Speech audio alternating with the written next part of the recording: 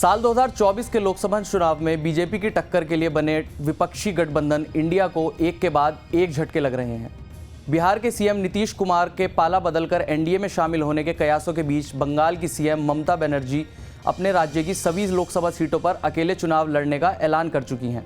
और अब इस अलायंस के एक और बड़े partner Samajwadi party supremo Akhilesh Yadav ने यूपी में कांग्रेस के लिए महज 12 सीटें छोड़ने का ऐलान कर दिया है। खास बात यह है कि यूपी में कांग्रेस और समाजवादी पार्टी के बीच गठबंधन का ये ऐलान दोनों दलों की मीटिंग के बाद किसी प्रेस कॉन्फ्रेंस में नहीं बल्कि सोशल मीडिया पर किया गया है।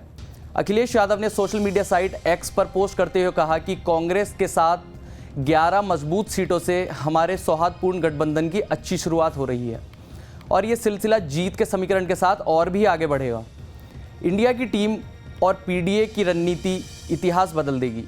अखिलेश यादव का यह बयान इस बात का इशारा है कि समाजवादी पार्टी यूपी में कांग्रेस को हाशिए पर रखने की पूरी तैयारी कर रही है और अखिलेश का यह ऐलान एक तरफा है क्योंकि उनके इस ऐलान के बाद कांग्रेस के लीडर जयराम रमेश ने जो प्रतिक्रिया दी है उससे पता चलता है कि यूपी में गठबंधन में रहकर 11 सीटों पर लड़ने के लिए कांग्रेस राजी नहीं है।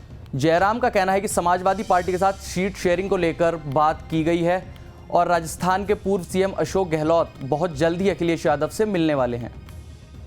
समाजवादी पार्टी के नेता अखिलेश यादव जी ने ट्वीट किया है, जो बातचीत चल रही है समाजवादी पार्टी और कांग्रेस के बीच में, उसके बारे में मैं कह दूं कि अशोक गहलोत जी खुद अखिलेश जी के साथ सीधे संपर्क में हैं।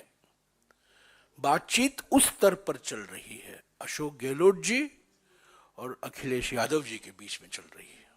और जब कोई फॉर्मूला, कोई सीट शेयरिंग अरेंजमेंट तय होगा, उसकी जानकारी हम सबको दे देंगे। पर आज क्योंकि अखिलेश जी ने खुद ये खबर ट्विटर के माध्यम से सबको बताया है कि बातचीत चल रही है और वो खुश हैं उस बातचीत से, मैं कहना चाहता हूं हमारी पार्टी की ओर से अशोक गहलोत जी और अखिलेश जी सीधे संपर्क में हैं। कांग्रेस भले ही ये दावा कर रही है कि अखिलेश यादव के साथ बातचीत चल रही है, लेकिन समाजवादी पार्टी का रुख देखकर लग रहा है कि वो 80 लोकसभा सीटों वाले यूपी में कांग्रेस को दर्जन भर से ज़्यादा सीट देने के मूड में बिल्कुल नहीं है। अब आपको बताते हैं कि पिछले लोकसभा चुनाव यानी 2019 में आंकड़े क्या कहते हैं। 2019 के लोकसभा चुनाव में उत्तर प्रदेश में एसपी का कांग्रेस के साथ कोई फॉर्मल गठबंधन नहीं था, लेकिन समाजवादी पार्टी ने रायबरेली और अमेठी सीटों पर कोई उम्मीदवार नहीं उतारा था, जहां कांग्रेस के नेताओं सोनिया गांधी और राहुल गांधी ने चुनाव लड़ा था। कांग्रेस ने सूबे की 80 में से 67 सीटों पर उम्मीदवार उतारे थे। पार्टी 6.4% वोट शेयर के साथ केवल एक सीट ही जीत पाई थी, जिसमें रायबरेली की सीट शामिल थी, और 3 सीटों पर कांग्रेस पार्टी दूसरे स्थान पर रही। उस समय पार्टी के राष्ट्रीय अध्यक्ष राहुल गांधी अपनी सीट भी नहीं बचा पाए थे। वहीं सपा, बसपा और आरएलडी के साथ गठबंधन बनाकर चुनाव के मैदान में उतरी थी। सपा ने 37 और बसपा ने 38 सीटों पर उम्मीदवार उतारे थे। आरएलडी के हिस्से में 3 सीटें आई थी।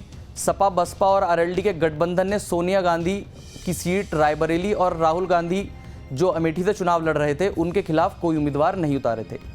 तब सपा ने 18.1% शेयर के साथ 37 में से 5 सीटें जीती थी और 31 सीटों पर पार्टी के उम्मीदवार दूसरे स्थान पर रहे थे।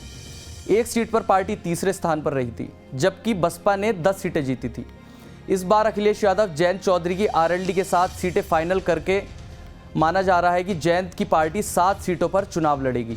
वहीं सूत्रों के मुताबिक कांग्रेस 23 सीटों पर दावेदारी पेश कर रही है, लेकिन अखिलेश की पोस्ट से साफ हो गया है कि वो कांग्रेस को इतनी सीटें किसी भी सूरत में देने के लिए राजी नहीं है। ये वीडियो आपको कैसा लगा, अपनी राय हमें ज़रूर बताएं।